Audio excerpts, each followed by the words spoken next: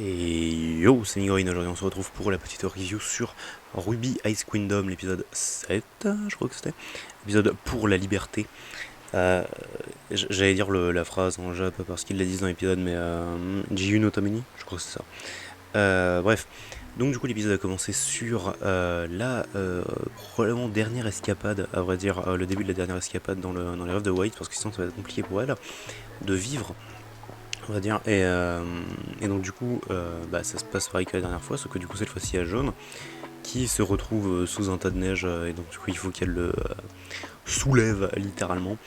Et donc du coup on découvre le car design de Jaune qui est basiquement le même, sauf qu'il a une cape et une grosse épée en plus.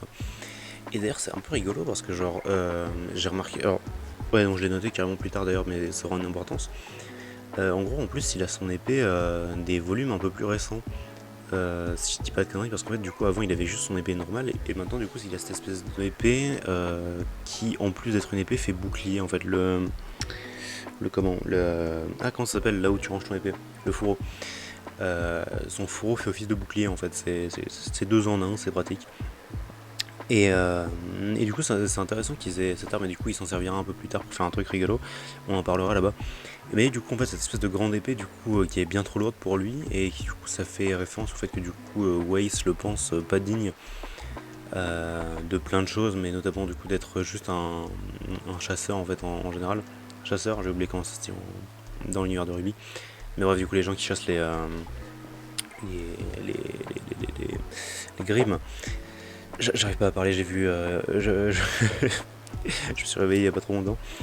Et bref. Et donc du coup en fait là leur plan du coup ici c'est du coup d'aller arrêter en fait le train qui se fait niquer par les comment les White Fang. Et donc du coup c'est ce qu'ils font, du coup ils vont d'ailleurs il y a Jaune qui fait encore sa petite enfin qui fait d'ailleurs lui aussi sa petite mention d'une espèce de truc là avec les flèches qui vont dans tous les sens que Weiss a là dans son truc. Et parce qu'en fait du coup j'ai remarqué qu'ils font tous un petit commentaire quand ils passent devant. Donc voilà. Et donc du coup ils vont arrêter la fameuse attaque du coup pour faire bouger un truc dans le rêve de Weiss. Parce que c'est ce qu'ils avaient dit dans la fin, enfin juste avant de rentrer dans cette version du rêve avec Jaune. Et donc du coup c'est ce qu'ils font, du coup ils défoncent les White Fang. Alors d'ailleurs il y a Jaune qui arrive pas à soulever correctement son épée, du coup juste il la plante dans le train et après il arrive plus à s'en servir. Et du coup, j'ai noté que l'animation, enfin le budget d'animation est un peu revenu quand même, parce que du coup, on a plus la petite 3D pas folle qu'on avait dans le dernier épisode. Là, du coup, maintenant, on a vraiment de l'animation de combat à peu près cool, avec des gens qui mettent enfin, ils mettent des grosses balles dans la tête, des White Fang, c'est vénère de ouf. Il y a toujours d'ailleurs Ruby en fait qui se trompe de côté pour utiliser sa lunette de sniper. Du coup, elle devait avoir la faux juste enfin, devant elle quand elle a voulu viser à la base, donc c'est pas évident. Mais du coup, ouais, c'est rigolo qu'elle se trompe encore là-dessus. Enfin, qu'elle ait trop l'habitude de la crescente rose normale. Enfin bref. Et donc ça. Et oui, attends, qu'est-ce que je voulais dire? Il y a Young et Blake du coup qui se battent contre les White Fang et qui font un espèce de petit combo sympa où genre il y a Young qui va pour taper un mec, elle esquive une balle de Blake qui va se loger dans la tête du White Fang et puis ensuite du coup elle lui met un gros combo. Et du coup là c'était rigolo parce que j'ai j'ai noté ça, enfin non justement je l'ai pas noté mais je m'en souviens. C'est que du coup il y a Blake qui dit un truc à Young genre oh là, si on m'avait dit que je me battrais pour défendre la SDC, la Schnidos compagnie. Enfin j'aurais pas cru quoi basiquement. Et il y a Young du coup qui fait quoi, t'as dit un truc?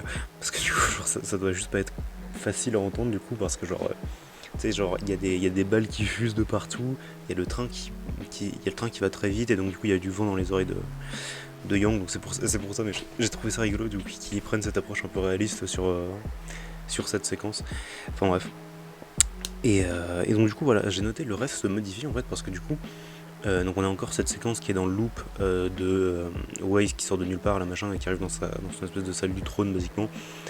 Et du coup on lui apprend que le train s'est fait niquer, sauf que du coup parce que du coup c'est un truc qu'elle avait l'habitude j'imagine dans le monde réel que genre les trains se fassent arrêter ou quoi. Et donc du coup là par contre Et il y a le train qui est pas, qui se fait pas arrêter pour le coup. Et donc du coup, Weiss, elle est en train de paniquer, elle est en mode ouais, mais qu'est-ce qu'il faut faire quoi, ça n'arrive jamais, ce genre de choses. Et, euh, et donc du coup, au final, après un petit push de tout le monde qui dit Onega, Weiss, let's go, ouvre la porte en fait. Et du coup, il y a tout le monde qui vote son petit commentaire, et donc du coup, Weiss ouvre la porte. Mais du coup, donc là, il y a notamment Young qui fait un commentaire sur le fait que du coup, c'est donc ça la maintenance du rêve, donc c'est ce que Penny lui disait de faire dans l'épisode dernier. Et, euh, et donc du coup en fait pendant que le train rentre en fait du coup ça nique un peu tout dans la ville, donc du coup il y a carrément des bâtiments qui se décalent en fait pour faire de la place au train. Il y a les gens enfin les gens, les espèces de, j'en parlais dans le dernier épisode, c'est les espèces de, dans le dernier ou l'avant-dernier je sais plus. Euh, les espèces de comment, je sais plus ce que je veux dire. Les donc vous savez les personnes qui sont en 2D là, espèce d'ombre sur les murs. Bah, ces personnes aussi essaient de se décaler comme elles peuvent. En fait, la plupart, elles sont pas sur les murs. En fait, je suis en train de me rendre compte, bref. Et tout ça pour dire que du coup, le train arrive en ville. Et donc, du coup, quand ils arrivent vers l'espèce de premier mur, là, du coup, cette fois-ci, les rails font une espèce de. Enfin, se déplacent du coup pour passer au-dessus du mur. Enfin, c'est plutôt ouf cette séquence, elle est plutôt sympa. Et, euh, et du coup, après, ça doit être là que j'ai noté. Oui, voilà. J'ai noté que Weiss antagonise Blake, notamment parce que du coup elle va dire un truc genre je vais lui faire payer d'être rentré ou un truc dans le genre, enfin genre je vais lui faire regretter d'être rentré machin. Et à Blake, en parlant directement de Blake en fait, pas genre en parlant des trois en fait. Et parce que du coup elle pense que c'est une mauvaise influence, j'ai l'impression qu'elle pense que c'est une mauvaise influence sur Ruby notamment, mais sur Young aussi quelque part, sauf que du coup le truc c'est que Weiss ça sait déjà que Young est une mauvaise influence sur Ruby en fait. Enfin, du moins, elle lui avait déjà dit, et c'est rigolo quand même. White Rose for the win. Et alors, ça, du coup, j'avais noté.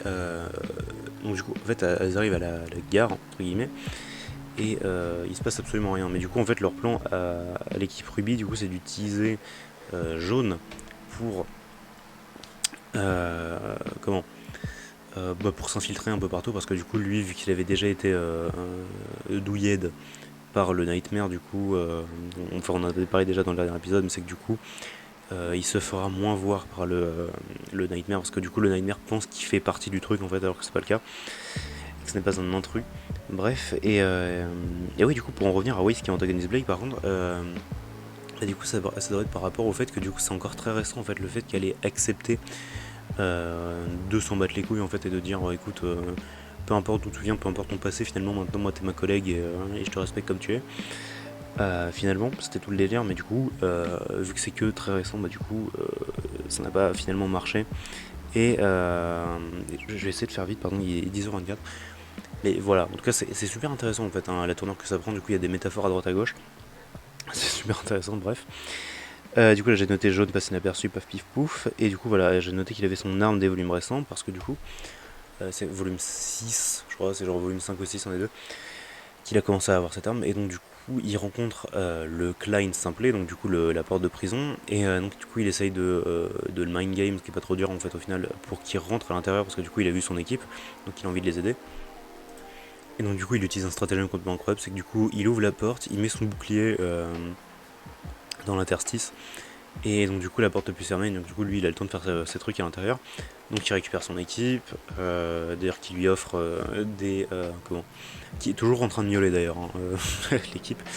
Et donc du coup ils ont leurs gants et enfin non pardon, l'équipe Juniper sans jaune, donc l'équipe Nipper donne des gants et une écharpe à jaune. Ça régale. Et donc du coup ils sont dans une espèce de zone un peu bizarre où il y a des espèces de... une sorte de marché sous un chapiteau, c'est très étrange. Donc du coup, il y a encore cette espèce de truc avec les flèches qui partent dans tous les sens au milieu, sur lesquels il y a marqué stop d'ailleurs, et à l'intérieur il y a une relique. Une relique d'ailleurs que j'ai noté que Pyra, qui est à l'intérieur de la prison, Pyra regarde beaucoup la relique et a l'air choquée quand il se passe des trucs avec. Mais c'est bizarre parce qu'ils font des plans en fait sur elle, donc il doit se passer quelque chose par ici. Moi j'étais là en mode peut-être que c'est en fait une espion de Weiss et que du coup en fait dans l'esprit de Weiss, vu qu'elle aime beaucoup Pyra, donc du coup Pyra va l'aider à faire un truc, Je sais pas comment ça va marcher, mais je suis intéressé. Et donc bref, du coup il récupère la relique et donc du coup ça passe les flèches de stop à go, et donc là du coup il y a plein de petites personnes qui passent, et ces petites personnes du coup c'est des mini Weiss en fait, qui sont évidemment les souvenirs, qui représentent les souvenirs d'enfance de Weiss en fait, et que du coup c'est un peu affreux parce que du coup elle les avait vraiment reniés en fait finalement, parce que du coup ils étaient dans une cage cachée par un truc en fait, par un interrupteur carrément, et donc du coup les mini Weiss se barrent en fait finalement, et elles vont répandre la joie et la bonne humeur un peu partout. Et du coup, notamment, ces mini-waves, elles ont des petites phrases qu'elles disent. Et c'est des trucs que, en fait, du coup, Wise voulait faire quand elle était petite, mais qu'elle pouvait pas, du coup, parce que, bah, genre, tu sais, le délire de genre, à son. Enfin, c'est ces souvenirs qui sont, bah, genre, cachés, qui sont fermés, en fait. Et donc, du coup, en fait, c'est plein de trucs. C'est genre, ouais, je veux m'amuser, ouais, je veux danser, ouais, je veux chanter, ouais, je veux manger des gâteaux. Et il y en a une fois qui était super triste, c'était genre, qui a fait dire, du coup, à la statue de son père, parce que, du coup, en fait, elle tape les robots et Klein en fait, et du coup l'espèce de statue de son père là qui parle aussi, et du coup ça leur fait dire des trucs de Weiss en fait, et du coup normalement elle tape la statue du père, et genre ça dit un truc genre je veux bavarder avec ma famille. C'est terrible hein, quand même, c'est terrible que ça soit un des trucs qu'elle voulait faire mais qu'elle pouvait pas faire quand elle était petite. C'est là qu'on se rend compte que Weiss avait vraiment un passé difficile et corrompu par ses parents. Quel enfer. Mais donc du coup c'est une scène un peu rigolote quand même. Et les mini Ways, ça sont évidemment ultra adorables, vraiment c'est le meilleur truc sorti de Ice Kingdom pour l'instant. Même en considérant Batley. En parlant de Batley justement, on le voit un peu plus tard du coup parce qu'il y a le Klein méchant, là, le Klein colérique, qui du coup s'est fait toucher par les mini Ways, donc du coup machin, et il se fait défoncer par la vraie Ways du coup, qui le met hors de telle nuire finalement. Et du coup j'ai trouvé ça rigolo parce que du coup il y a Batley qui vient la faire chier, il fait alors hein, si tu l'espères tu seras plus une héritière des chenilles, gna gna gna. Et du coup là il se prend un coup de rapière à côté de la tête, et il fait je repasse ce moment en boucle à chaque fois parce que du coup il fait un tout petit cri tout mignon, il fait gna, et après il se barre. C'est trop adorable. Il est adorable Batley. Donc ça j'ai noté, voilà, les mini Wise et la relique qui fait réagir Pyrrha plusieurs fois en fait, hein, même quand ils sont sortis. Et en parlant de personnes qui réagissent à ça, du coup, il y a un moment, pendant que c'est la guerre là, contre les robots et les mini-Ways, il y a du coup les mini-Ways qui fusionnent en un espèce de enfin, une gigantesque version de Ways, et en fait, du coup, il y en a plein. Donc là, du coup, j'ai noté Shingeki no Ways finalement, c'est l'attaque des Ways géantes, et c'est rigolo. Et en même temps, en parallèle de ça, du coup, il y a les deux autres membres de Juniper, donc finalement Pyrrha et Ren, qui se transforme en espèce de basiquement de zombie en fait, parce que oui en fait depuis qu'ils sont sortis de l'espèce de grotte là, ils ont fini d'arrêter, enfin ils ont arrêté de miauler, et du coup ils disent des trucs genre ouais on va se battre pour la liberté, ouais, et en fait ils répètent des trucs qu'ils ont entendus, et aïe, et du coup il y a juste Pyrrha qui est pas touché par ça, c'est rigolo. Mais du coup c'est rigolo parce que je crois que Pyrrha en fait on l'entend pas vraiment miauler, hein. Il me semble que c'est que les deux autres qui miaulent. Et Jaune, mais du coup mais plus maintenant du coup parce que lui il fait vraiment partie du répondant. Et enfin c'est un intrus, ouais, ce que je veux dire. Et donc du coup Pyrrha réagit à la relique plusieurs fois, et c'est très très bizarre. Bref.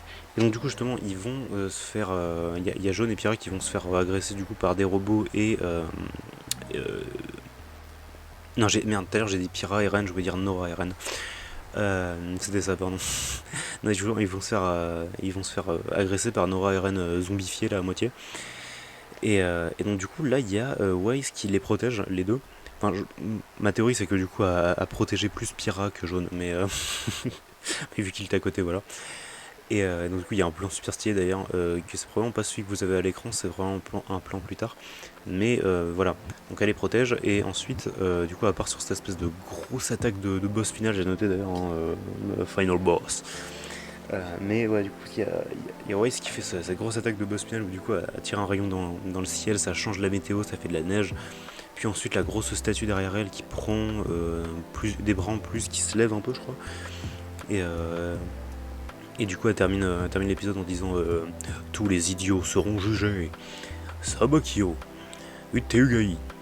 Et ouais, ça est très stylé quand même hein, dans, dans cet univers, faut voir. Et c'est un épisode qui paraissait très court, je sais pas ce que vous en avez pensé, mais moi j'ai trouvé l'épisode super court. C'est peut-être juste moi, hein, vraiment, mais l'épisode m'a paru comme ça. Et en tout cas, voilà. Ça veut pas dire que c'est un mauvais épisode, hein, loin de là. C'est intéressant de voir comment Jaune réagit et fait des trucs dans le rêve. Et de revoir Pyrrha évidemment. Et c'est toujours une bonne chose. Et on attend ce qui va se passer pour la suite pour le coup. Et j'ai pas beaucoup de théories pour le coup. Moi j'apprécie les épisodes comme ils viennent pour le coup. Et c'est une bonne chose j'imagine. Et voilà, on se retrouvera lundi prochain pour du coup le prochain épisode. Et sur ce, je vous souhaite une très bonne journée fériée finalement. Un très bon jour férié, ça se dit pas par exemple. Bisous.